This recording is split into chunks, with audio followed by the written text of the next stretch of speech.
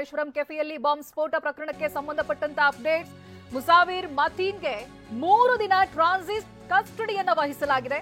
3 ದಿನ ಟ್ರಾನ್ಸಿಟ್ ಕಸ್ಟಡಿಗೆ ನೀಡಿರುವಂತಹ NIA court, ಕೋಲ್ಕತ್ತಾದ NIA ವಿಶೇಷ ಕೋರ್ಟ್ನಿಂದ ಆದೇಶ ಹೊರಡಿಸಲಾಗಿದೆ.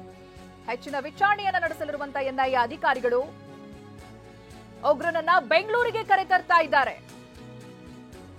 ಬಂಧಿಸಿರುವಂತಹ ಸ್ಥಳದಿಂದ ವಿಚಾರಣೆಗೆ ಒಳಪಡಿಸಬೇಕಾದಂತ ಸ್ಥಳಕ್ಕೆ ಕರೆತರುವುದು. ಇದೀಗ ಟ್ರಾನ್ಸಿಟ್ ಕಸ್ಟಡಿಗೆ ವಹಿಸಲಾಗಿದೆ. ಅವರನ್ನ 3 ದಿನ ಟ್ರಾನ್ಸಿಟ್ ಕಸ್ಟಡಿಗೆ ನೀಡಿರುವಂತಹ ಎನ್ಐಎ ಕೋರ್ಟ್ ಹತ್ತಿರದ ಕೋರ್ಟ್ಗೆ ಹಾಜರುಪಡಿಸಬೇಕಾಗುತ್ತೆ. ಆ ಒಂದು ಸಂದರ್ಭ ಅಲ್ಲದಾಗ ಈ ರೀತಿಯಾಗಿ ಟ್ರಾನ್ಸಿಟ್ ಕಸ್ಟಡಿಗೆ ಎನ್ಐಎ ಕೋರ್ಟ್ ವಹಿಸಿದೆ. ಕೋಲ್ಕತ್ತಾದಿಂದ ಬೆಂಗಳೂರಿಗೆ ಕರೆತರಲಾಗ್ತಾ ಇದೆ. ಕೋಲ್ಕತ್ತಾ ಆರೋಪಿಯನ್ನ ವಶಕ್ಕೆ ಪಡೆದಂತ ಸ್ಥಳ, ಬಂಧಿಸಲ್ಪಟ್ಟಂತ ಸ್ಥಳ, ಬೆಂಗಳೂರು ವಿಚಾರಣೆಗೆ ಒಳಪಡಿಸಬೇಕಾದಂತ ಸ್ಥಳ. ಸೊ ಈ ಒಂದು ಅವಧಿಯಲ್ಲಿ ಟ್ರಾನ್ಸಿಟ್ ಕಸ್ಟಡಿಯಲ್ಲಿ ಇರ್ತಾರೆ ಈ ಆರೋಪಿಗಳಿಬ್ರು ಕೂಡ. ಇದೀಗ ಅವರನ್ನ ಬೆಂಗಳೂರಿಗೆ ಕರೆತರಲಾಗ್ತಾ ಇದೆ. ಕೋಲ್ಕತ್ತಾದ ಎನ್ಐಎ ವಿಶೇಷ ಕೋರ್ಟ್ನಿಂದ ಇವರನ್ನ ಟ್ರಾನ್ಸಿಟ್ ಕಸ್ಟಡಿಗೆ ನೀಡಿ ಆದೇಶವನ್ನ ಹೊರಡಿಸಲಾಗಿದೆ. ಹೆಚ್ಚಿನ ವಿಚಾರಣೆ ನಡೆಸಬೇಕಿದೆ. ಎನ್ಐಎ ಅಧಿಕಾರಿಗಳು ವಿಚಾರಣೆಯನ್ನ ನಡೆಸ್ತಾರೆ.